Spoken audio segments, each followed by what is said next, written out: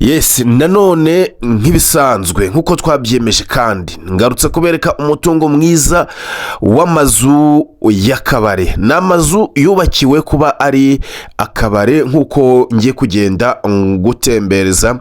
Ni inyubako zigiye zitandukanye nkuko muzi akabari kaba kameze. Ni inyubako rero zose zigizwe n'amatafari ahiye, ibituma wakwihutira kuza kugura inzu kuko amafaranga yo ni makeya cyane. Kuri miliyoni 15 waza ukigurira aka kabari, hasigaye ubundi ukabyaza umusaruro mu buryo bugiye butandukanye. Duhereye kuri kiriya gice, ni igice kiri ahagana hepfo, ndetse aka kabari inyuma cyangwa se mu mpande gafite ubutaka bunini kuko kumanuka kugera muri rwa rutoki, aho muri urwo rutoki naho hari mu buso aka kabari kubatsemo.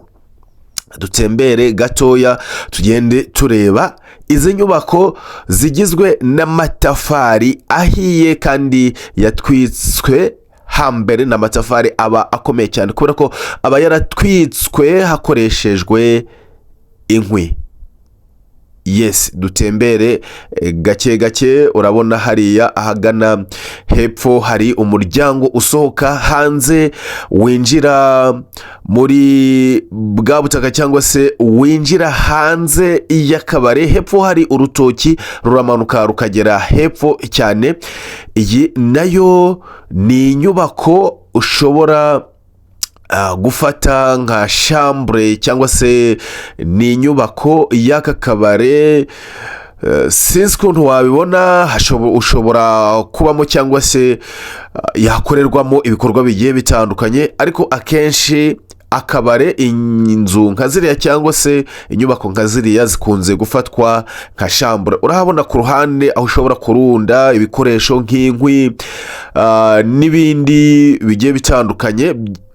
Ushobora kuhagira stock, ushobora kuhakora stock y'ibyo waba ucururiza muri kariya kabari. Ahagana hariya hepfo ushobora gushyiraho nka biyari.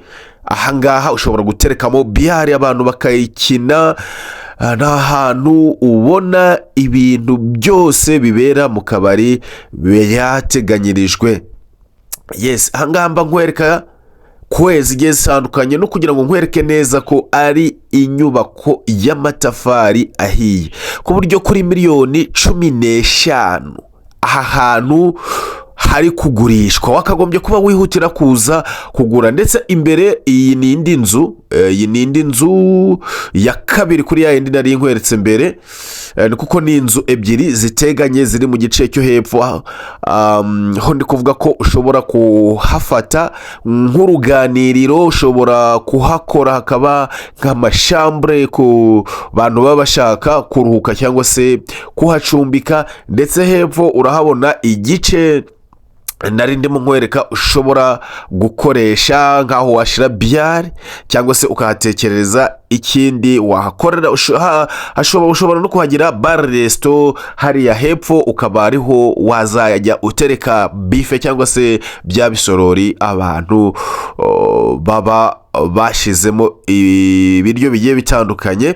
So tujye ku gihande cyo haruguru. Urabona nacyo ahatari amatafari ahiye hari broke sima, ndetse hari ahagana haruguru hari igikoni. Ntabwo nshaka kwinjiramo imbere mu gikoni. Hari izindi bingaro ziri ahagana haruguru. Ndahabona imiryango 4 ya bingaro, ni imiryango 4. Ndetse reka aka kabari nkakwereke ndi hanze. Iyo uri hanze ku muhanda nuko nguku uba ukabona. Hari akabari rusange, iriya nzu na iyo hino na akabari rusange karakorotiriye neza, kari ku muhanda munini principal. Aha ni mu centre y'ubucuruzi iri mu murenge wa Bumbogo, mu mujyi rwagati muri Kigali. Ako kose ndimo kugerageza kwereka ko aka kabari kari ahantu mu gasantere, ahantu henshi abantu bo muri kino gice n'abandi baturutse impande zitandukanye bashobora kuza guteranira ndetse bakanahaganirira. Ku bindi bisobanuro kuri byinshi ntakubwiye cyangwa se ntakweretse, sinyobewe ko wari ukeneye kubimenya, ahubwo nuko wowe niba uri interested, wumva ukeneye kano kabari, ukaba ufite miliyoni 15, tera intambwe uze ugasure, ubaze cyangwa se ubone ibyo ntakubwiye cyangwa se ntakweretse. Nimero ngiyo muri screen, ushobora kunyandikira kuri WhatsApp, nibyo byiza kurusha cyane.